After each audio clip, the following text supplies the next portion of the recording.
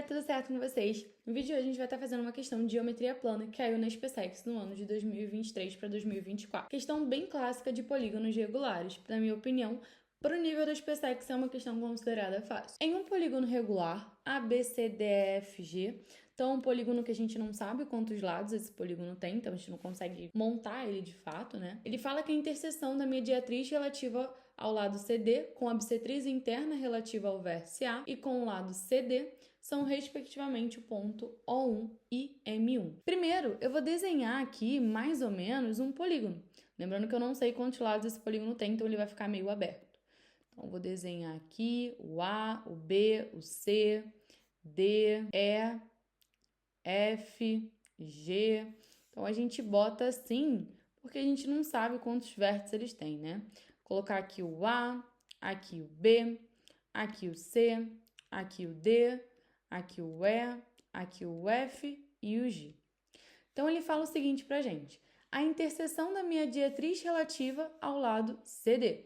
O que é uma mediatriz? Mediatriz é uma reta que ela passa por um segmento cortando ele ao meio e formando um ângulo de 90 graus, se precisava lembrar desse detalhe. Então, já vou traçar a minha mediatriz desse lado aqui, ó. Então, a mediatriz ela é uma reta perpendicular e ela divide esse lado aqui ao meio também. Ele falou que a interseção dessa mediatriz com a bissetriz interna relativa ao vértice A. Então, com a bissetriz do vértice A. Lembrando o que é uma bissetriz? É um segmento que divide um ângulo ao meio.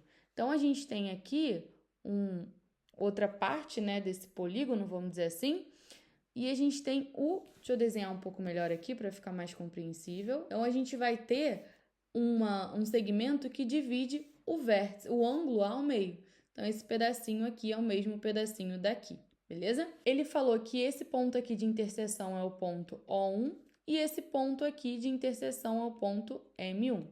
Aí ele falou pra gente que o ângulo AO1-M1 é 75 graus. Então, ele tá falando pra gente que esse ângulo aqui é 75 graus. E falou que BC está contido no interior do ângulo AO1-M1. Então, esse lado aqui, BC, né, ele está contido no interior desse ângulo AO, ok. E ele pede o número de diagonais. Para a gente saber o número de diagonais, galera, a gente precisa saber o número de lados desse polígono. E aí, para saber o número de lados, eu preciso saber, pelo menos, tentar descobrir ali o ângulo, já que ele deu vários ângulos para a gente trabalhar. Eu vou chamar esse pedacinho aqui de X e esse pedacinho aqui de X, já que é uma bissetriz, divide o ângulo ao meio. Então, eu posso chamar aquele pedacinho de X e esse pedacinho de X aqui também. Se esse polígono é um polígono regular, isso significa que todos os lados são iguais e todos os ângulos são iguais. Então, olha o que eu fiz ao chamar esse pedacinho de x e esse pedacinho de x. Eu estou dizendo que o ângulo A mede 2x. E se o ângulo A mede 2x, todos os ângulos desse polígono, todos os ângulos internos desse polígono regular, vão medir 2x também. Como isso aqui é ângulo do polígono mede 2x, e isso aqui também mede 2x. Só que ao fazer esse pedacinho, né, desse polígono, eu formei esse polígono aqui, que ele vai ter 5 lados.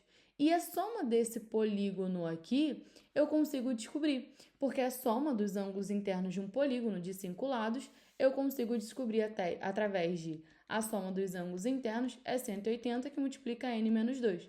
Se esse polígono aqui que eu criei tem 5 lados, então a soma vai ser 180 vezes 5 menos 2, vai ser 180 vezes 3, ou seja, a soma dos ângulos internos vai dar 540. O que eu posso dizer então, galerinha? Deixa eu só diminuir minha cara.